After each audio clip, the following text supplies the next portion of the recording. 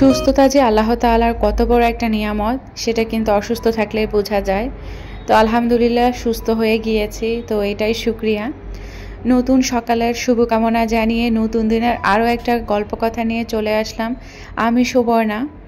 তো hello everyone, আসসালামু আলাইকুম, welcome back to my channel beauty blogger Subarna. আমি সুবর্ণা বলছি বন্দরনগরী চট্টগ্রাম থেকে।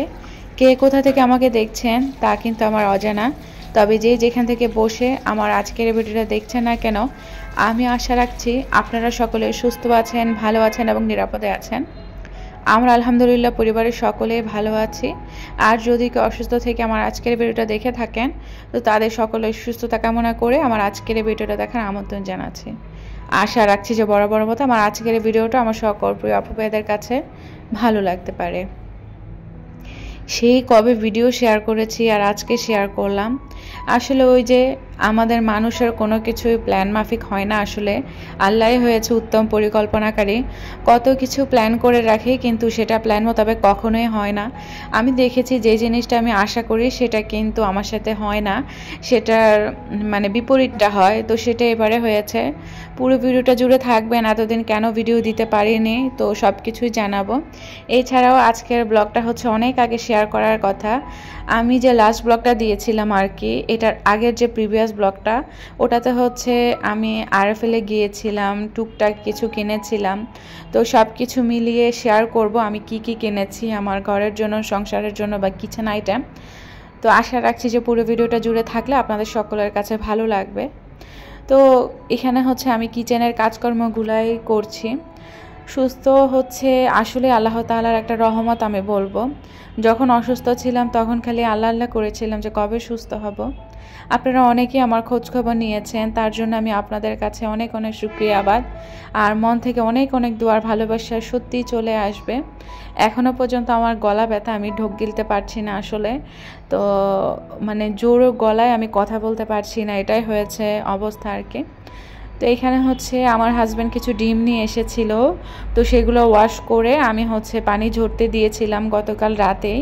তো পরের দিন মূলত হচ্ছে আমি আমার কিউট এই ডিমের যে অর্গানাইজারটা আছে এটাতে যতটুকু ধরবো অতটুকু রেখে দিলাম, আর বাদ বাকিগুলো হচ্ছে আমি নরমাল ফ্রিজে সংরক্ষণ করব। ডিমের এই ঝুড়িটা আপনারা এত বেশি পছন্দ করেন আর আমার নিজেরও খুব বেশি ভালো লাগে, সারাক্ষণ এটা ধরতে ইচ্ছে করে। আমার অনেক প্রিয় আপুদের কাছে এই জিনিসটা আছে, তবে এই জিনিসটা এত বেশি প্রাইসলি কি বলবো, অনেকে চাইলেও এই জিনিসটা কেনার ইচ্ছা থাকলেও কিনতে পারে না, অনেকে হচ্ছে টাকার কাছে হেরে যায়। তবে যারা শখ করে এইসব জিনিস কালেকশনে রাখেন তারা আসলে কখনোই টাকার চিন্তা করে না। তো তেমনি তাদেরই দলে আমিও একজন, কখনো টাকার চিন্তা করি না। শখ এমন একটা জিনিস আসলে আপোষ করে রাখারও জিনিস না, যখন যেটা মাথায় ওঠে সেই মোতাবেক সাধ্যের মধ্যে থেকেই চেষ্টা করি শখগুলোকে পূরণ করে ফেলার জন্য। তো ডিমের ঝুড়িটা সুন্দর করে অর্গানাইজ করে রাখার পর কিচেনটাও ক্লিন করে নিলাম। এরপর মূলত আমার সকালের নাস্তাটা সেরে নেওয়ার পালা। সেদিন আমার বাসায় পানি ছিল না। এই ব্লগটা যেহেতু অনেক আগের একটা ব্লগ, তো রিসেন্টের ব্লগ মিলিয়ে একটা ব্লগ আপনাদের সাথে শেয়ার করছি, মানে নতুন পুরাতন মিলিয়ে। আশা করছি আমার এই ব্লগটাকে ক্ষমা সুন্দর দৃষ্টিতেই দেখবেন, না হয় চেষ্টা করি সবসময় খুব সুন্দরভাবে ভিডিওটাগুলো শেয়ার করার জন্য আপনাদের সামনে। তো সেই জন্যে আসলে এই কয়টা দিন আমার ভিডিও দেওয়া হয়নি।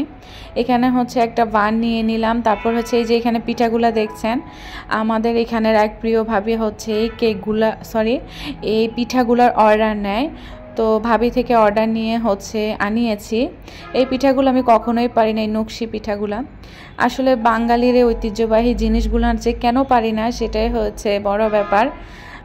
আগে হচ্ছে নানি দাদির এগুলো বানাতো, যে দেখতাম খেজুর কাটা দিয়ে নকশি করে করে বানাতো। কালে কালে আসলে এগুলো উঠে যাচ্ছে। তো এই পিঠাটা আমার এত বেশি পছন্দ, তো ভাবির পেজে যখন দেখলাম আর এক মুহূর্তের জন্য দেরি করলাম না, সাথে সাথে অর্ডার দিয়ে দিলাম। তো ভাবি সময় উপযোগী করে হচ্ছে আমাকে পিঠাগুলা পাঠিয়ে দিয়েছে। তো অনেক মজা। তো গতকাল রাতে যখন এনেছিল তখনই খেয়ে ফেলেছিলাম, আর পরের দিনের জন্য কিছু উঠিয়ে রেখে দিয়েছিলাম। তো এখন হচ্ছে আইসি করে সকালের এই শীতের যে একটা ঠান্ডা ঠান্ডা হাওয়া, তো আমি হচ্ছে এই রোদে বসে হচ্ছে আইসি নাস্তাটা করব। আপেল নিয়ে নিলাম, বাসায় তো ফ্রুটস আছে, না খাওয়া হলে দেখা যায় নষ্ট হয়ে যায়। আর ড্রাই কেক তো আমার খুবই পছন্দের একটা বিস্কুট, তো সেটাও নিয়ে নিলাম। আর ধোঁয়া ওঠা 1 কাপ দুধ চা, কাপ ভর্তি করে আমি চা নিয়েছি। ইদানিং আমার চাটা খাওয়া হয়নি শরীরের অসুস্থতার কারণে।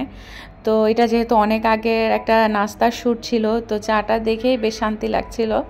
তো সোফার রুমে হচ্ছে আমার এই জানালা বরাবর সামনে খুব সুন্দর রোদ আসে।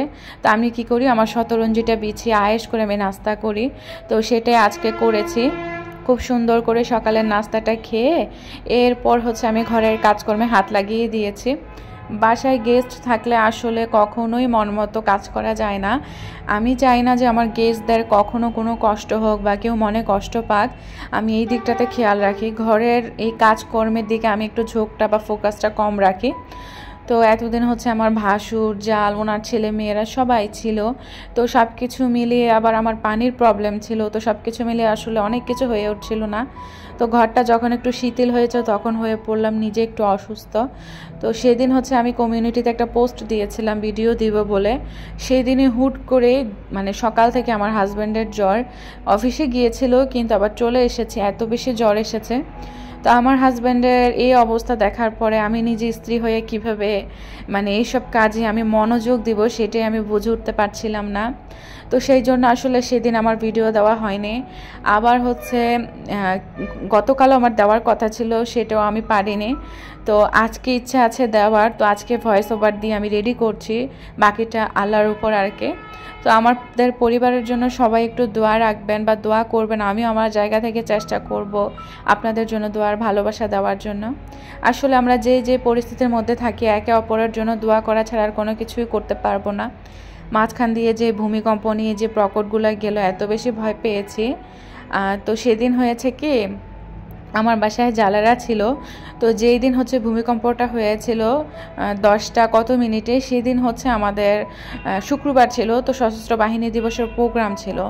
তো আমি, আমার হাজব্যান্ড, আমার বাচ্চারা সহ প্রোগ্রামে অ্যাটেন্ড করতে গিয়েছিলাম।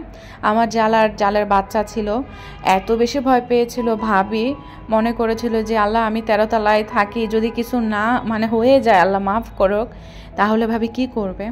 সবই আসলে আল্লাহ ভরসা, আসলে আল্লাহ হয়তো বা ভালো কিছু রেখেছিল, এই জন্যই বড় কোনো বিপদ হয়নি, আল্লাহর রহমত আসলে।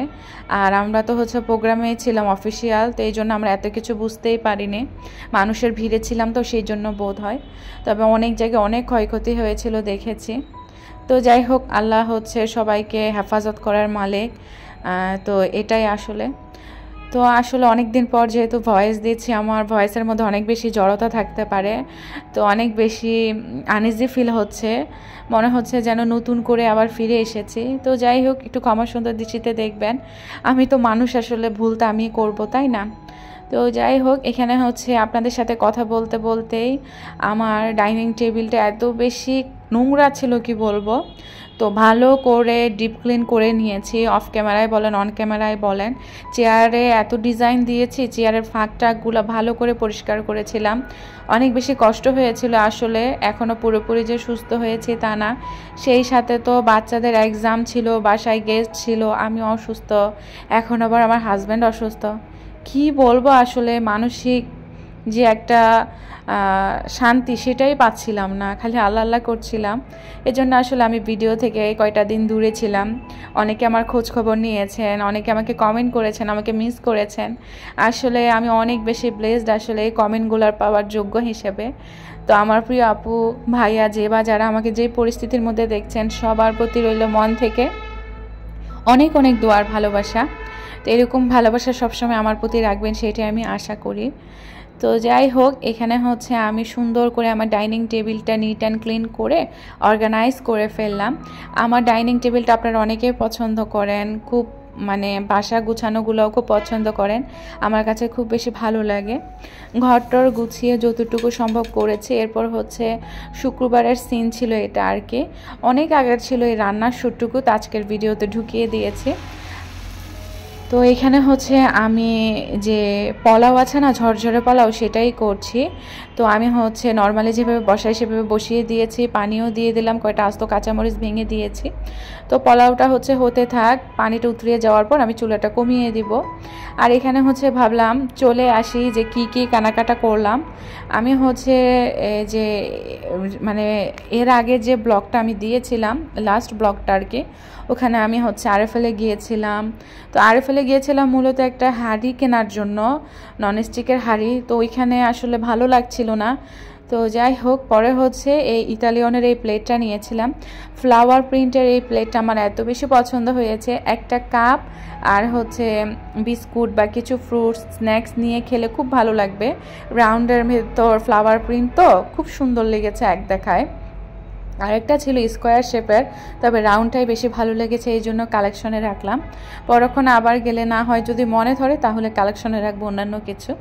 পরে আর সে সময় দেখা গিয়েছে কি আরএফএল থেকে আমার ননস্টিক কালেকশন করা হয়নি। আমি হচ্ছে আমি একটা ব্লগে যে একটা কুকারিজের দোকান শেয়ার করেছিলাম আমাদের বাসার কাছাকাছি, ওই দোকানটা থেকেই মূলত হচ্ছে এই ননস্টিকের এই প্যানটা নেওয়া বা কড়াইটা নেওয়া। মূলত হচ্ছে আমার আলহামদুলিল্লাহ হাঁড়ি পাতিল কালেকশন করতে কিন্তু খুব বেশি ভালো লাগে। সংসারের যে কোনো জিনিসই আমার কালেকশনে রাখতে খুব বেশি ভালো লাগে। যদি সেটা হয় কিচেন কেন্দ্রিক তাহলে তো কথাই নেই। বেশিরভাগ কেনাকাটাই কিন্তু আমার কিচেন কেন্দ্রিক হয়ে থাকে। তো রান্নাঘরের জন্য শখের এই হাঁড়ি পাতিলটা কেনার পর এত বেশি ভালো লেগেছে।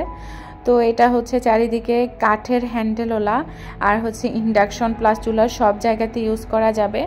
আর ছবিতে তো দেওয়া ছিল যে মানে নর্মাল যে খুন্তিগুলো আছে এগুলো ইউজ করা যাবে, তবে আমি মনে করি ননস্টিকটা অ্যাভয়েড করা ভালো।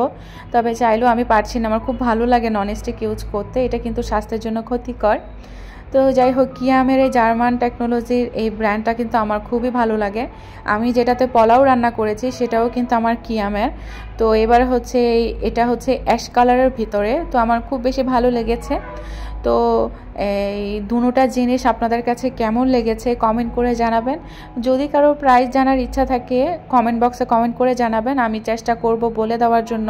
হাঁড়িটার আমার এই মুহূর্তে আসলে প্রাইসটা মনে আসছে না, ভয়েস দিতে গেলে এরকমই হয়, অনেক কিছু ভুলে যায়। আর ওই যে হাঁড়ি পাতিল এগুলা কিচেন আইটেমগুলো শেয়ার করতে করতে আমার পোলাওটাও হয়ে গিয়েছে। তা আমি হচ্ছে নাড়াচাড়া দিয়ে উপরের ভাত নিচে, নিচের ভাত উপরে করে ঘি দিয়ে একটু দমে রেখে দিয়েছিলাম। তো আমি ভাবলাম পাশের চুলায় নিয়ে যাই, ওটাতে হচ্ছে আমি একটু ডিম সিদ্ধ করতে দিয়েছিলাম অফ ক্যামেরায়। তো চুলাটাও গরম আছে, তো পোলাওটাও দমে থাক। আর এখানে হচ্ছে নতুন হাঁড়ি কিনেছি, সেটা যদি ভালো কিছু দিয়ে উদ্বোধন না করি তাহলে কি হয় বলেন তো? তাহলে তো মনে হচ্ছিল অসম্পূর্ণ অসম্পূর্ণ লাগছিল। তো সাথে সাথে ধুয়ে ফেলেছিলাম, ধুয়ে ভাবলাম পোলাও যেহেতু করেছি একটু রোস্ট করে, চিকেনও বেশি ছিল না আসলে, হুট করে ডিসিশনটা নিলাম। তো ভাবলাম যে থাক, যে যতটুকুই চিকেন আছে অতটুকু দিয়ে হচ্ছে আমি রোস্টটা করি। আর আজকে হচ্ছে শাহি একদম রোস্ট রান্না করব। আমার হাতের রোস্ট যে খেয়েছে সে সারা জীবন মনে রেখেছে, আমার কাছে যেটা মনে হয়। আমি ছোট বাচ্চাদের মতো পোলাও হলে রোস্ট আমার লাগবেই লাগবে। আমার বাচ্চারাও খুব বেশি পছন্দ করে, আমার হাজব্যান্ডও আসলে খুব বেশি পছন্দ করে। তো যাই হোক, আমি হচ্ছে চিকেনগুলোকে একটু যে কি বলে এটাকে, জর্দার রং, হ্যাঁ জর্দার রং আর একটু লবণ দিয়ে আমি হচ্ছে একটু ভেজে নিয়েছি, হালকা আর কি ফ্রাই করে নিয়েছি, বেশি না, বেশি কড়া করলে ভালো লাগে না খেতে। রোস্ট রান্না আমি অনেকবার শেয়ার করেছি, এইবার আসলে ডিটেলস কিছু শেয়ার করছি না। তেল দিয়েছি আর একটু ঘি দিয়েছি, পেঁয়াজ কুচি, গরম মশলা, রসুন বাটা, আদা বাটা, কিশমিশ বাটা, বাদাম বাটা, 2 রকমের বাদাম বাটা দিয়েছি, চীনা বাদাম আর কাজু বাদাম। তো এগুলা দিয়ে ভালো করে যখন মানে কষানো হয়ে গিয়েছে সব কিছু, এরপর মূলত এখানে জিরার গুঁড়া একটু দিয়েছি, মরিচের গুঁড়া, রাঁধুনি রেডিমিক্সের যে রোস্ট মশলা আছে সেটা, এরপর হচ্ছে টমেটো সস। আর এখানে হচ্ছে টক দইটা ছিল না, আমি হচ্ছে গুঁড়া দুধ 2 টেবিল চামচ দিয়ে হালকা একটু ভিনেগার দিয়েছিলাম। তো আমার টক দইয়ের কাজটা হয়ে গিয়েছে। তো যাই হোক সব একদম মশলাপাতি দিয়ে দেওয়ার পরে আমি হচ্ছে দেখছিলাম তেলটা একটু কম হয়ে গিয়েছে, ঘিটাও প্রায় শেষ হয়ে যাচ্ছিল। তো একদম ক্যানের থেকে স্পেচুলা দিয়ে একদম সব দিয়ে দিয়েছিলাম। দিয়ে দেওয়ার পরে যখন মশলাটা একদম তেল উপরে উঠে গিয়েছে তখন ভাজা চিকেনগুলো দিয়ে দিলাম। তো দিয়ে দেওয়ার পরে একটু কষিয়ে নিয়ে লাড়াচাড়া দিয়ে আমি হচ্ছে এখন ঝোলের পানি দিয়ে দিচ্ছি। এখানে চাইলে আসলে গরুর দুধও দেওয়া যেত, তবে গরুর দুধ ছিল না, এই জন্য আমি হচ্ছে পানিটাই দিয়েছি। তো আমার রোস্টটা প্রায় যখন হয়ে আসবে মাখো মাখো তখন হচ্ছে আমি কয়েকটা আস্ত কাঁচামরিচ ভেঙে দিয়ে দিব। আর নামানোর আগে হচ্ছে একটু চিনি দিয়ে নামিয়ে নিব। আর পোলাওটা হচ্ছে আমি এখন চুলা থেকে নামিয়ে কাউন্টারে রেখে দিলাম। তো যাই হোক, এই ফাঁকে হচ্ছে ধোয়া পালি ছিল সেগুলোও করলাম। আর দেখেন রোস্টের কালারটা কতটা ভালো এসেছে মাশাআল্লাহ।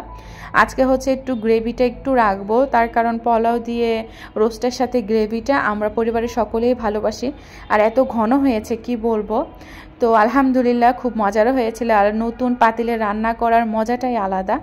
তো অনেক দিন পর আমি ভয়েস দিয়েছি, আমার ভয়েসের মধ্যে যদি কোনো ভুল ত্রুটি হয়ে থাকে সেটা প্লিজ ক্ষমা সুন্দর দৃষ্টিতে দেখবেন। নতুন হয়ে থাকলে আমার চ্যানেলটা প্লিজ সাবস্ক্রাইব করে পাশে থাকা বেল বাটনে অল অপশনটা চাপ দিয়ে আমার চ্যানেলটার সঙ্গী হয়ে থাকতে পারেন। আর ভিডিও রিলেটেড কোনো মতামত বা মন্তব্য জানতে চাইলে অবশ্যই ভিডিও নিচে কমেন্ট বক্সে কমেন্ট করে জানাতে পারেন। জানতে পারলে আমার কাছে অনেক অনেক বেশি ভালো লাগবে। আর কে বা কার এতটুকু পর্যন্ত চলে এসেছেন তা তো আমি জানি না। তো প্লিজ আমার ভিডিওটার মধ্যে একটা লাইক বাটন লাইক প্রেস করে আপনার যতটুকু ইচ্ছা কন্টিনিউ করবেন, আমার কাছে অনেক বেশি ভালো লাগবে। আসলে প্রায় অনেক দিন পর একটা ভিডিও নিয়ে হাজির হয়েছি, শুধুমাত্র আপনাদের ভালোবাসার জন্য। আসলে ভিডিও না দিলেও খারাপ লাগে, আবার দেখা যাচ্ছে কি মানসিক এই মানে সব কিছু নিয়ে দেখা যাচ্ছে কি ভিডিও দিতে পারি না, যেহেতু অনেক শখের কাজ এই জায়গাটা আমার। তো যাই হোক, অনেক কথা বললাম, কথায় বারবার বেজে যাচ্ছিল আমার, যেহেতু আজ কয়টা দিন ভয়েস দেওয়া হয়নি, নিজের কাছেই কেমন লাগছিল। তো যাই হোক, আমি হচ্ছে ফ্লাওয়ার প্রিন্টের বাটিটাতে হচ্ছে আরএফএল থেকে যেটা কিনেছি ডিম নিয়েছি, আর সাথে হচ্ছে সালাডটাও রেডি করে নিলাম। তো যেহেতু শুক্রবার ছিল তাড়াহুড়া করে সব খাবার ডাইনিংয়ে রাখবো, তার কারণ 2টা 2:30টার মধ্যে যদি খাবারটা না রাখতে পারি, শীতের দিন যেহেতু 3:30টার মধ্যে আসরের আজানটা দিয়ে দেয়।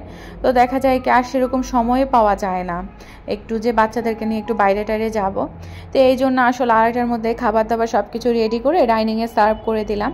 আর আমার হাজব্যান্ড নামাজ থেকে আসার সময় 7 আপও নিয়ে এসেছিল। 7 আপ না হলে তো জমবেই না, শুক্রবার মনেই হয় না আসলে। আর শুক্রবার হলে দেখা যায় আইসি খাবারগুলো না খেতে পারলে ভালোও লাগে না। তো এই ছিল আর কি আমাদের শুক্রবারের দুপুরবেলার আয়োজন। আলহামদুলিল্লাহ কষ্ট করে রান্না করার পর যখন খুব সুন্দর রিভিউ আসে যে নামা খুব মজা হয়েছে, না সুবর্ণা খুব মজা হয়েছে, তখন খুব ভালো লাগে পরিবারের সকলের মুখ থেকে এইসব কথা শুনতে পারলে।